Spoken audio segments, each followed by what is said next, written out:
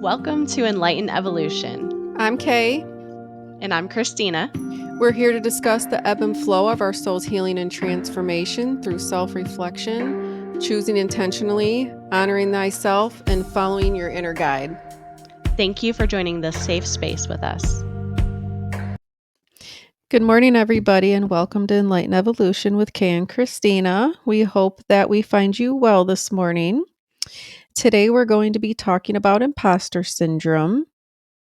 It was first identified in 1970s by American psychologists Pauline Rose Clance and Susan Imes. They also called it the imposter phenomenon or imposterism, which I thought was it. How are you doing this morning? I'm doing pretty well.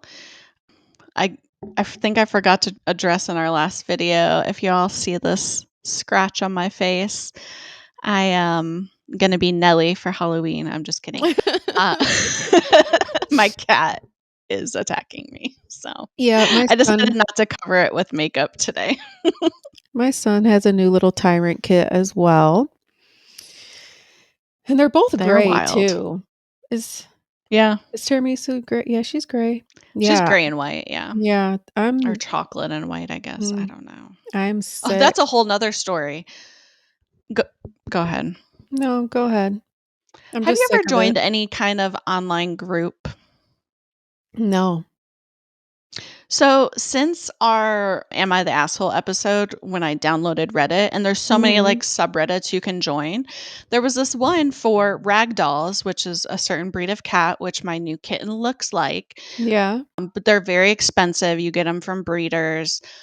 And I didn't read the rules of this group. I just posted a picture of her in it. And I was like, hey, do you guys think she's a ragdoll? I got her from the Humane Society. These are her characteristics. This is what she looks like. And people were like commenting weird shit. First of all, they were like, well, you better get her tested for this and this, like these diseases that are common between ragdolls. And I was like, I didn't mention anything in this post about her being sick or anything, but that was like their first response was, you better get her tested for this and this. I'm like, okay. I responded. I was like, is that a common response when somebody posts a ragdoll? Like what?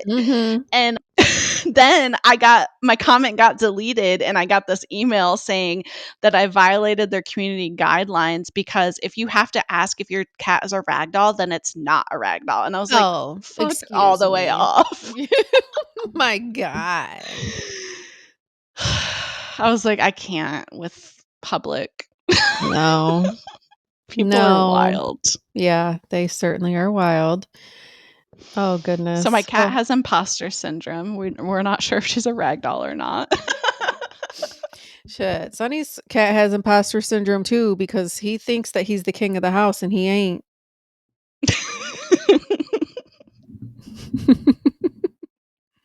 Can't stand him. Gosh, he's just a tyrant. He runs all over. He attacks Beyonce. She's suffering. Poor girl. I know. You got any fun plans this weekend? So we have like fall festivals every weekend here, which I love. But we've done a fall festival the last 2 weekends in a row. I have to be home all day for a delivery of a massage chair. Hopefully they don't wait until 8 p.m. to deliver this bitch because they said be home between 8 a.m. and 8 p.m. And I hate that. Like give me a 4-hour window. That is some bullshit. Right? Not a 12-hour window. Amazon usually tells you though, like, hey, it's on its way. I know. And that's why I've been checking the app because it will give you updates. What the fuck did I just hit on here? And so far it says it's not even shipped yet. So I guess it's not on a truck yet. We have a lot of like disbursement centers around here. So it's probably like around the corner whenever the truck picks it up. Do you guys have the Amazon trucks that are electric? Not yet. I don't think so. They're like silent. Like I'll be walking down the street and you won't even hear it and it just like creeps up behind you. They're so quiet. No, I haven't seen those at all. I'll send you a picture next time I see one. They're like these big boxes and they're blue and they say Amazon on them. But maybe we have them because it's like a big disbursement area around here. Yeah, they're trying to be eco-friendly. Yeah, I think that's what I'll be doing tomorrow. I might get back in the gym today if we get this delivery soon. And then I signed up for a yoga class at my gym tomorrow. So I'm really excited about that. I haven't been to an in person yoga class in a while. Oh, I haven't either. I wish there was a place around here where they're not as relaxing to me. Like they had like the last one I went to had like country music playing. No, thank you. I don't want to listen to country Oh. music while I'm doing laundry, yoga. What the fuck? I don't That want went to listen to sideways. I don't want to listen to country music while I'm doing anything actually. That's No, probably I don't. Sorry if you like country, it's just I not know. for me. There's a select few songs, but I just I have a girlfriend that teaches I'll text you after this her name, Okay. and I don't know if she still teaches at a studio there, but she used to do hip hop yoga, so we would listen to, like, rap music and, like, twerk and, like, downward dog and shit, and I That's loved it. I cool. felt Yeah, like it that would was be fun. releasing my energy. Oh, yeah. Yeah, like those All that somatic track stuff. exercises and, like, your hips where you carry all the I want to get into that too. It's like, Mhm. yeah, we should I'm gonna do some research on that. So, the definition of imposter syndrome is a psychological pattern of self doubt that causes people to feel like they are a fraud or fake, even when they have evidence of their success. It can affect people at any level of success or status and can manifest in many different areas of your life, including work, school, relationships, and parenting. Mm. I think some examples would be like feeling Do you feel unprepared. you've ever Oh, yeah. Oh, yeah, for sure. Yeah. When you first asked me to do this one, Um, I didn't I haven't really thought too much about imposter syndrome or looked too much into it, but to me, it basically is just not being confident. Yeah, not feeling good enough. Yeah, and but when you hear the word imposter, so I guess you're being an imposter to be less than what you actually are. But in my mind, it was like, I'm just being inauthentic. Imposter equals not being authentic, which Mhm. I was kind of wrong because it just means I mean, imposter syndrome, you just don't have the confidence or the self-worth that you should have. Examples would be like you're at work or in a friend group or at a concert and you don't feel like you belong there. You feel undeserving of like a raise, you feel unworthy of love, you don't feel prepared to take a test that you studied really hard for. I felt that way all through nursing school. I was like, I'm so unprepared, I'm not gonna make it. But then I would like re-gear myself to the positive affirmations and to force myself to believe in myself. But I think that it's normal for everybody to feel certain ways, like they're not Oh, good yeah. enough or not gonna make it, or I know I've struggled a lot with not feeling worthy or deserving in love and relationships because my partner would instill that in me to maintain control. Mhm. And now look at me now. But don't fuck with me now. But, I've definitely experienced a lot of this. What about you? Yeah. I can remember one specific example, and, like, one of the key characteristics of imposter syndrome is this fear of exposure, this intense fear of, like, others discovering that you're a fraud, that you shouldn't be where you are, you shouldn't have the things you Mhm. have. And when I was new into leadership, I remember attending these executive meetings with our C-suites, and I felt very honored to be in the room. I was the youngest person in there, and I remember specifically this one meeting. So, like, I already felt like maybe I don't deserve to be here. Like, I don't think I had a full on imposter syndrome because I knew I worked hard to get there, but I also felt like, Mhm. oh, all these people have been doing this for 20, 30 years. I've not even been doing this for 10 years, you know? But this one meeting, we had pizza. And so everyone goes and gets their pizza, and there's like silverware there. And I was like, why do we need silverware for pizza? Everyone goes and sits down, and I'm just sitting there, eating my pizza with my hand. And I look around the room, and everyone is sitting there fork and knife in their pizza. And I What was the like, fuck? what the fuck? Did you go get a fork and a knife? Absolutely not. Good, good, good. But I was like, do you all just know to do that? Like, who collectively agreed that we're going to use a fucking fork and knife for handheld food? What? Mm-mm. But I Mm-mm. felt like, oh, they're all going to know that, like, I shouldn't be here. I'm not classy enough. I guess Like, why are we not. having pizza then at a meeting? Okay. But that was That's like a funny funny. example. Yeah, that is funny. Oh my god. I think I've also experienced it in the line of work that I do now. I do instructional design, and instructional design, you don't have to be a nurse to do it. It's more of like a tech education degree, and I don't have a degree in instructional design. So the person that taught me instructional design has a master's degree in it. I've never taken one class on it. So when I took it over, I felt very much like a fraud. Like, who am I to do Mhm. this? And that person also instilled that in me. And I feel like a lot of imposter syndrome is instilled in you from the culture around you. We see it in nursing all the time. You know, nurses eat their young and tell you like, "Oh, who do you think you are? Like, you're not good enough. What are Mhm. you doing here?" And that person told me, she's like, "You don't even have a degree in this. Like, I don't know how you expect to do this." Well, actually, I'm fucking great at it, and I help her now with all the stuff. So I no longer have imposter syndrome about it, as you Good. can tell. That's funny.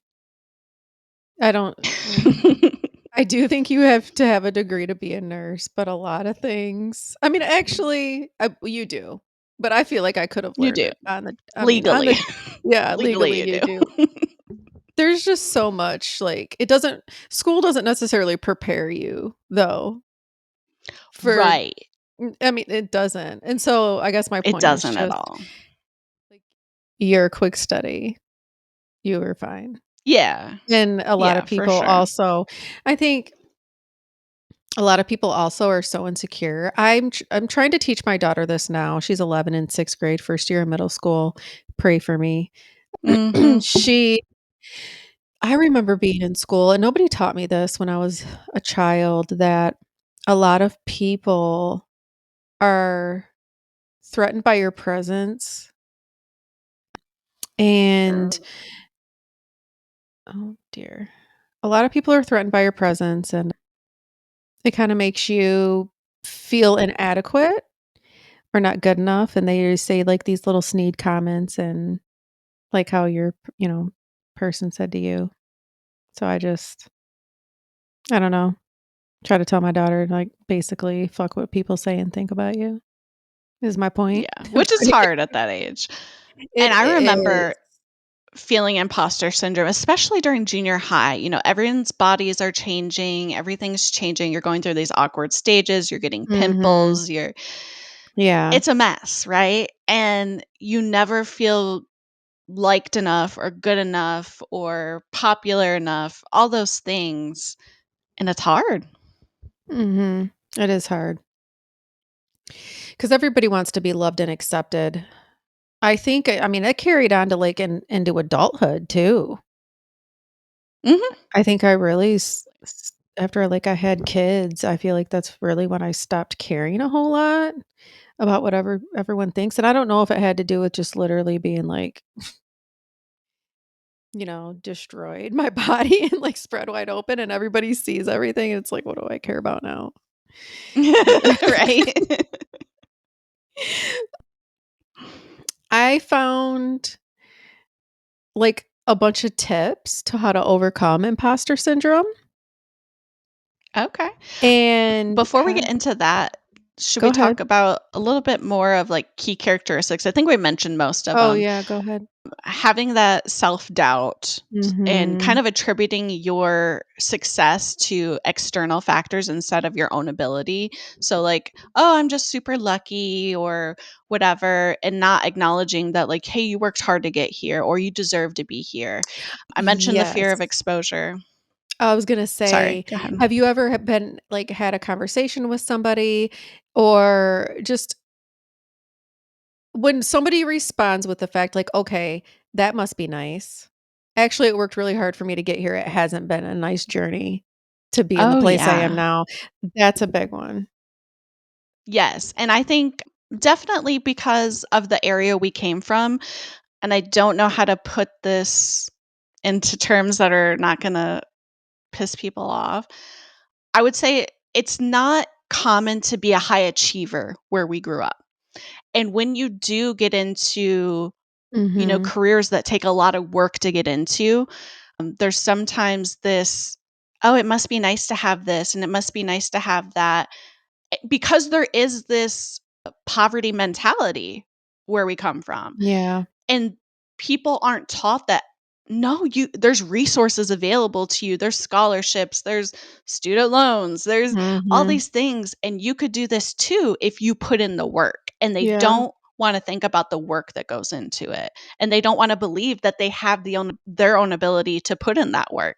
So if you think that things just come easily to other people, then it's easier for you to be like, "Oh, well, I'm just not a lucky person and that person got that because they're just super lucky and Mhm. whatever."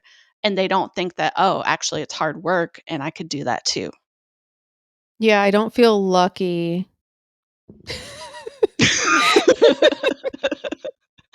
Which I work I hard. I am I did choose a career that made me, financially at ease, I'll say.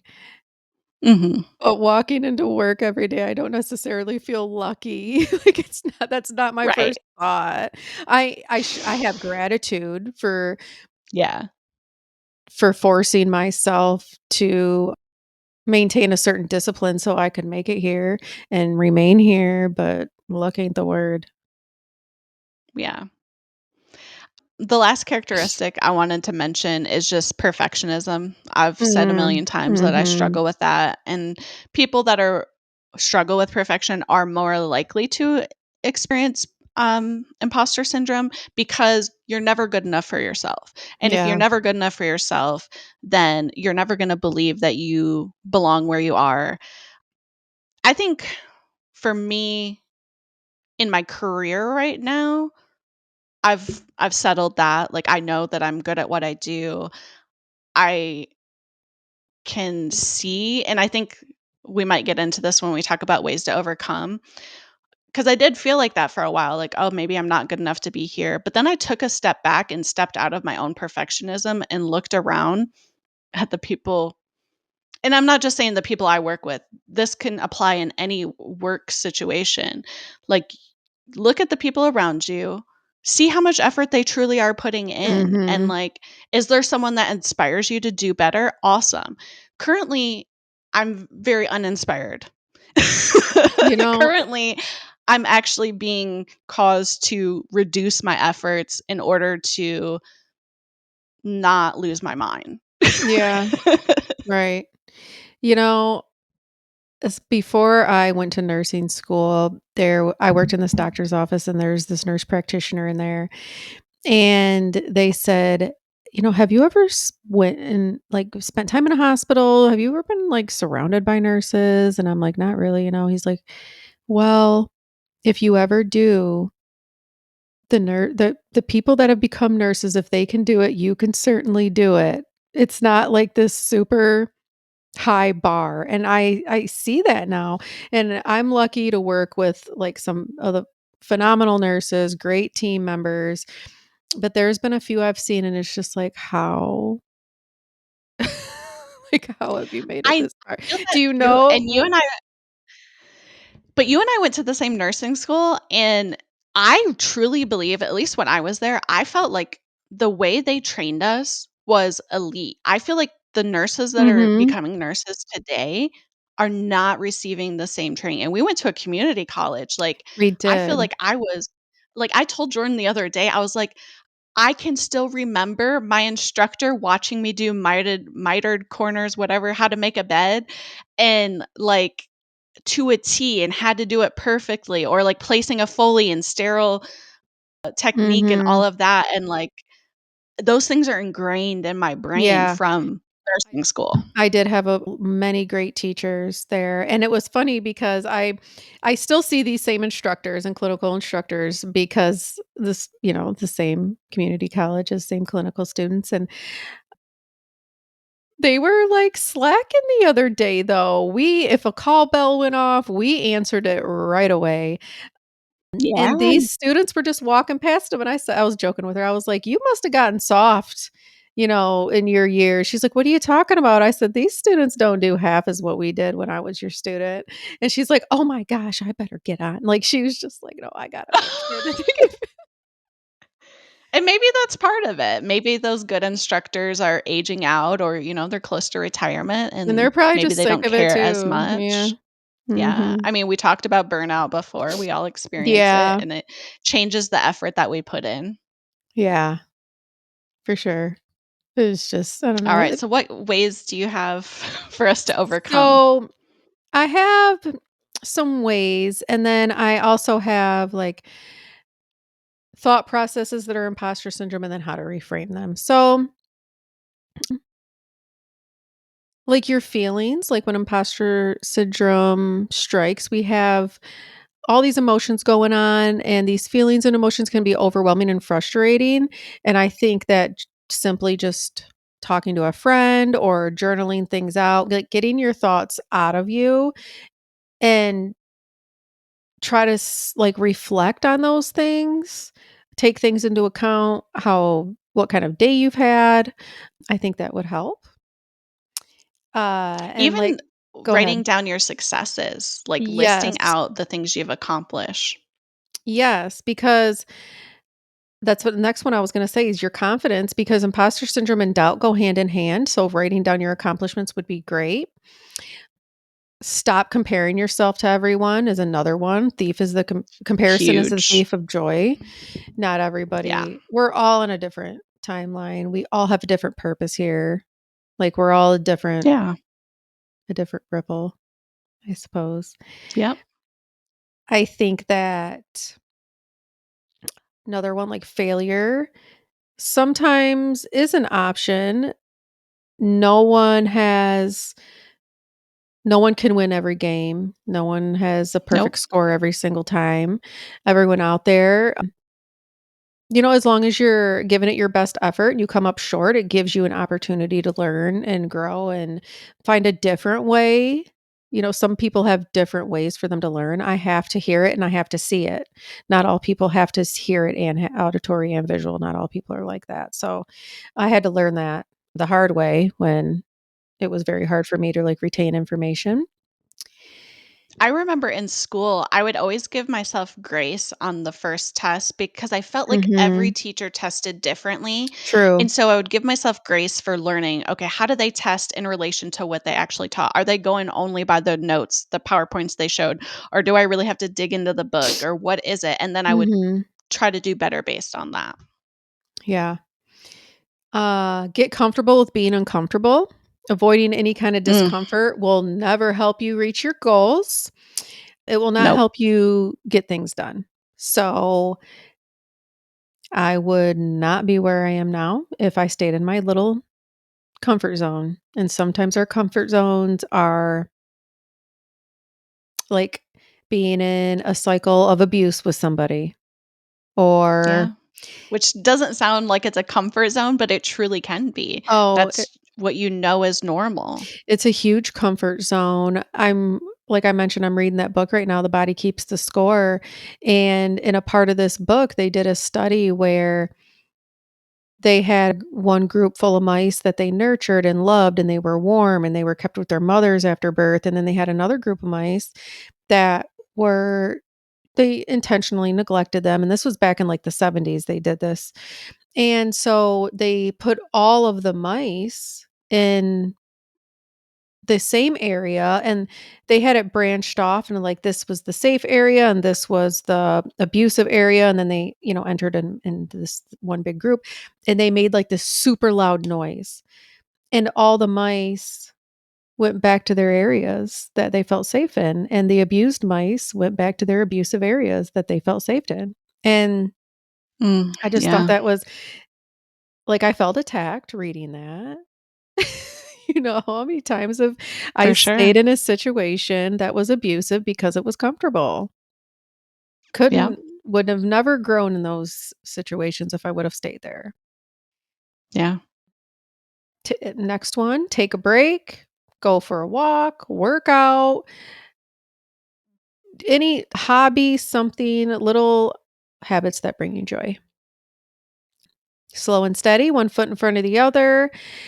Don't try to take on more than, don't bite off more than you can chew, I guess. Don't Yeah. agree to more like, "Oh, I have to do homework this morning, and then I also have a baby shower to go to this afternoon, and my kids also wanna go to the movies tonight."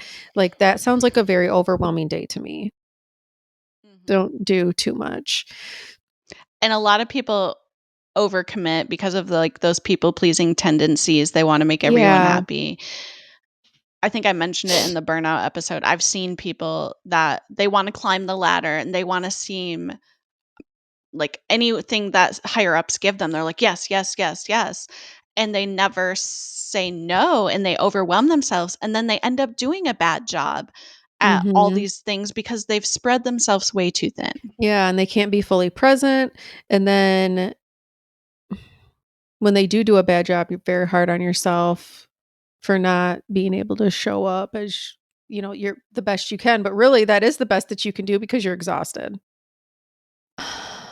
Plan. Planning makes me feel more confident in what I'm doing. I love my planner. I don't know if I said it on last episode or this one, but I got my planner. I'm a list maker and I'm reasonable with myself now. And I always make sure to put on my list like hydrate, work out, meditate, do your journaling, take your vitamins. I always make sure that my self Yeah, care is incorporated in my plans. that's awesome. Yeah, learning. Like, always try to learn something new, even if I love reading. I love reading now Mhm. more than I used to. It used to be like a requirement for school, and now I can do it for joy. Yeah, Um, so I feel inspired learning new concepts or ideas that I wasn't aware of before. Try to be self-aware when your imposter syndrome creeps up. There's ways that you can reframe your thinking. So when you start to think like I don't belong here, no, actually, I'm exactly where I'm supposed to be. I belong everywhere. I am always. If you start to think like my opinion doesn't matter, no, the world needs my unique perspective. It needs to hear my voice. yeah, When you start to think my experience isn't worth sharing, you might be able to speak to at least one or two people that resonate with you and really needed to hear how you've grown and like the strength that you had to overcome those difficult times in your life. When you absolutely. Those are some of the Mhm. biggest, like, eye-opening moments is, like I think I mentioned this about my last marriage. Like, I didn't realize what I was doing until I shared it with someone else, and they were like, "Wow, Mhm. I can't believe you are doing all of that." Yeah. Yeah, because it's like you got ingrained. It just got ingrained in you Mhm. that and it was like you mindlessly every single day, like a robot, just woke up and did it and did it and did it and oh my god. Ugh. We just had a conversation about this whole thing. I can't even now that I'm thinking about it Yeah. again, I'm upset. Just pisses you off. Yeah. Yes. Yeah. Thinking everything has been done already. There's nothing new I have to offer. Though and then reframe your mind like, "No, the world needs my unique touch, my unique I presence felt that in certain with situations." our podcast. I did I'm like, too, there's a and million podcasts about I healing know. out there. What do we have to offer that's different? And, of course, that thought crossed my mind, but I also know like, there's been times maybe on social media that I've shared a part of my story, and people have been like, "Thank you so much for sharing that." Mhm. we all receive things differently and we all resonate with different people. Like I've mentioned, what is that author that I can't stand to listen to? Brene Brown. Poor There poor are Renee. millions of people out there. She does so many talks and like she travels all over and people love her. And it's not that I don't love her. I just don't like the way she story tells and I don't Mhm. resonate with her. Mhm. But she works for so many people. So, and there's other people that I love Eckhart Tolle, but the way he Mhm. talks the way he talks is just hard to listen to. So I have Yeah. to like read his stuff. But Yeah. I agree. Get yourself out there whether you think the market is saturated or not. Yeah. And then the last one, thinking I'm not good enough, cool enough, smart enough, pretty enough. You're always enough, and your fear can't change that. Hmm. That's huge. Yeah. That's what I've worked on a lot. What is your fear going to do? Yeah. I can quickly reframe myself from being in a fear mindset to like a relentless mindset. And not in a ruthless way, just I don't really fear like I used to fear failing quite a bit and Hmm. I don't feel like it's okay and it's okay if I do fail. It's okay if this doesn't work out, this relationship doesn't work out, it's okay if this job doesn't work out. I know better things are coming. Like I think when we talked about with oh my gosh, forgive me, the last young lady we had that we interviewed. Anna? Yes, I was gonna thank you. I didn't want to say her name wrong. Anna, yeah. We ask the universe and spirit for all this abundance, and then we end up with something much better than we ever could have imagined that we asked for in the first place. And so I think when things fall through and you're like, "Oh, this was my plan. Why didn't this work out?" It's like, be thankful it didn't work out. You got something better coming. Absolutely. Our thoughts limit us, and we have Mhm. to realize that. And I like the idea of this or something better. Like, this is what I can think of right now, but if there's something better in store for me, I'll Yeah. take that too. Yeah. I think imposter, you touched on something that resonated with me. My imposter syndrome and my fear of failure has been what's drove imposter syndrome for me because I have never truly been supported by someone. Like, I left my house at 17. Mhm.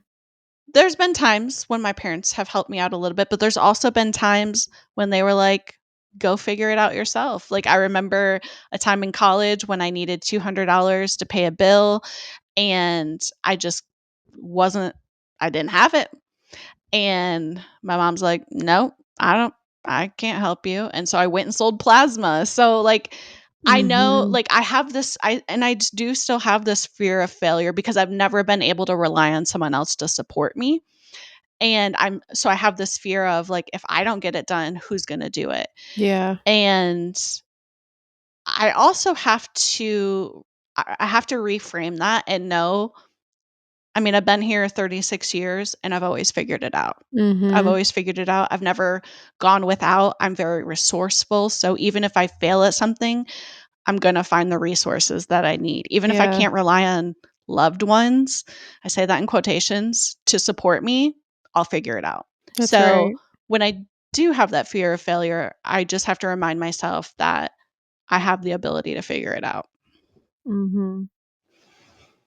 And most things in our minds are for me anyways, I used to exaggerate them like tenfold, like crippling anxiety, it's the end of the world. It's actually not. Yeah.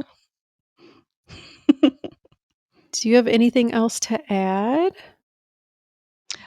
I think the only other thing I would add is if you're just really struggling to see where you fit, like maybe you're very passionate about maybe it's your career or whatever, but you're struggling to see how you fit there or how you're going to make it work. It's okay to ask for help. Find a mentor in the line of work that you're doing. Mhm. Could be a coworker or just Google mentor. There's programs out there for all kinds of mentorship for different careers and different hobbies, different things. So there's so many resources out there outside of your own institutions that you're already in. So I just suggest reaching out and maybe getting some coaching. Word. YouTube's a great resource. Yeah, for sure. You'll get honesty there too, a lot of people. Yeah, it would have to do with, like, a career path you're choosing. Before I went to nursing school, I got on YouTube and listened to a lot of testimonies from nurses. That's a good Mhm. idea. Do you Mhm. feel like it gave you a better insight of what to Yeah, it made expect? me feel like I was over exaggerating the difficulty of the coursework than what I was, and so it gave me a lot of Mhm. confidence. Mhm.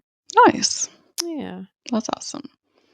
All right. Well, we hope that you all have gained some knowledge in how to fight imposter syndrome if it's something you're experiencing.